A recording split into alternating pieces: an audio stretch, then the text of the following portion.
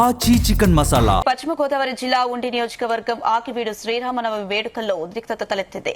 AP deputy speaker రఘురామకృష్ణంరాజుపై దాడి జరిగింది. రామాలయం దర్శనానికి వెళ్లగా ఆలయంలోని నందీశ్వరుని మాత్రమే పూజించాలని, రాముడికి దండ వేయొద్దన్న దళితులు అడ్డుకునే ప్రయత్నం చేశారు. రఘురామకృష్ణంరాజును చుట్టుముట్టి నినాదాలు చేశారు.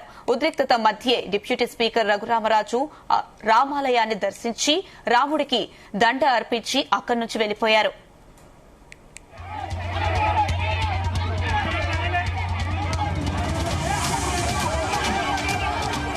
రఘురామ తిరిగి వెళ్తుండగా జన సైనికులపై ఒక్కసారిగా 50 మంది దాడి చేసినట్లుగా తెలుస్తోంది. ఈ ఘటనలో ఆకివీడు జన సైనికులు గౌరవ అనిల్ కు తలలో మేకులు దిగబడ్డాయి. దాడికి ఆపడానికి వెళ్లిన మరో జన సైనికుడిపై చాకుతో, వీపుపై కత్తిపోట్లతో ఆందోళనకారులు దాడికి దిగారు. ఇరువురి జన సైనికులను ప్రైవేట్ ఆసుపత్రికి తరలించారు. డిప్యూటీ స్పీకర్ రఘురామకృష్ణంరాజు ఈ ఘటనను తీవ్రంగా ఖండించారు. నిందితులను వెంటనే అరెస్ట్ చేసి చట్టపరంగా చర్యలు తీసుకోవాలని అధికారులను ఆదేశించారు.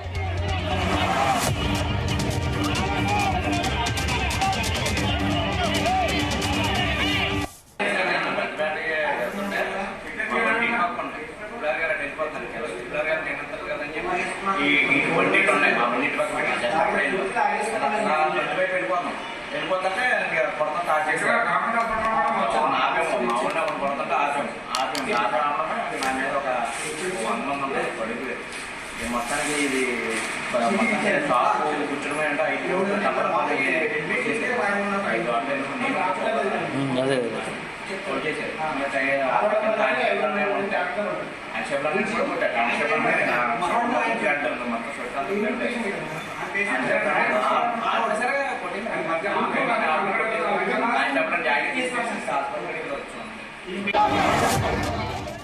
ఆకివీడు శ్రీరామనవమి వేడుకల్లో ఉద్రిక్తత చోటు చేసుకుంది. రఘురామకృష్ణంరాజుపై దళితులు దాడి చేశారు. 2 జన సైనికులకు తీవ్ర గాయాలయ్యాయి. దీనికి సంబంధించిన మరిన్ని అప్డేట్స్ మా ప్రతినిధి పవన్ అందిస్తారు. పవన్. Thank you Anusha. పశ్చిమ గోదావరి జిల్లా ఆకివీడుపట్నం పెద్దపేటలో శ్రీరామనవమి వేడుకలు జరిగాయి. అయితే ఈ వేడుకలు అయితే తీవ్ర ఉద్రిక్త పరిస్థితులు అయితే నెలకొన్నాయి. అయితే డిప్యూటీ స్పీకర్ రఘురామకృష్ణంరాజు నియోజకమైనప్పటికీ అక్కడ పెద్దపేటలో రామాలయంలో రఘురామకృష్ణంరాజు స్వామివారిని దర్శించుకుని దండ వేయడానికి అయితే వెళ్లారు. అయితే ఇదే సందర్భంలో అక్కడ ఉన్న ఒక సామాజిక వర్గానికి చెందిన వ్యక్తులు అయితే కనుక ఆయన కాన్వాయ్కి అడ్డుపడి కేవలం నందీశ్వరునికి మాత్రమే ఆలయంలో వేయాలి, ఖచ్చితంగా రాముల వారికి దండ వేయకూడదు అంటూ వారు అక్కడ కారు ముందు అయితే బైఠాయించారు. ఈ సమయంలోనే పోలీసులు అక్కడ జోక్యం చేసుకుని వారిని అందరినీ తప్పించే ప్రయత్నం అయితే చేశారు. అయితే ఈ క్రమంలో రఘురామకృష్ణరాజు లోపలికి వెళ్లి శ్రీరాముల వారికి దండ వేసి బయటకు వచ్చి ఆయన అక్కడి నుంచి వేరే రామాలయానికి అయితే వెళ్లారు. ఈ సమయంలోనే కొంతమంది జన సైనికులు కూడా ఆయనతో కూడా వచ్చారు. వారందరిపైన కూడా ముందుగా ఎవరైతే ఈ ఉద్రిక్త పరిస్థితులు నెలకొనడానికి కారణమయ్యారో వారందరూ కూడా సుమారు 50 నుంచి 100 మంది వరకు వీరందరి మీద అయితే గొడవకు దిగడం అయితే జరిగింది. అయితే ఇందులో జనసేన నాయకులకైతే ఒకరికైతే తీవ్రంగా మేకులు తలలో దిగడం జరిగింది. అయితే అదే దాన్ని అడ్డుకోవడానికి వెళ్లిన మరో జనసైనికుడికి వీపు మీద అయితే కత్తితో ఘాట్లు అయితే పడ్డాయి అనుష. పవన్, అయితే ఏంటి జనసేన నాయకులపైన దళితులు దాడి చేయడానికి కారణాలు ఏంటి అసలు? ఈ కారణం చూసుకోవాలంటే గతంలో కూడా ఇదే రామాలయంలో పూజలు నిర్వహించడానికి వీలు లేదు. ఇదంతా కూడా ఒక సామాజిక వర్గానికి చెందిన ఏరియా.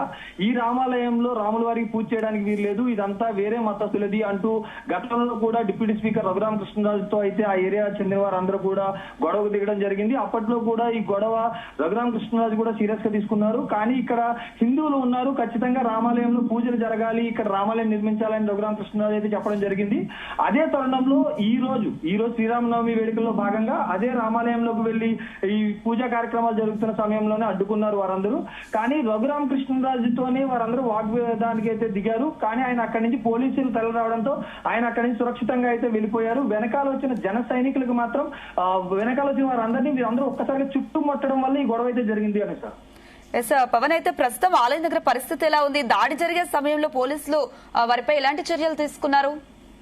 అయితే దీన్ని పోలీసులు అయితే అడ్డుకోవడానికి చూశారు కానీ సుమారుగా వందలదిగా అంటే సుమారు ఒక 50 నుంచి 100 మంది వరకు అక్కడ తరలి రావడంతో అదంతా ముందుగా ప్రణాళికబద్ధంగా జరిగిందా లేదా అనుకోకుండా జరిగిందా అయితే పోలీసులు దర్యాప్తు చేస్తున్నారు. మరోపక్క చూసుకుంటే రఘురామకృష్ణరాజు కూడా ఈ గొడవనంతటిని కూడా తీవ్రంగా అయితే ఖండించారు అనుష.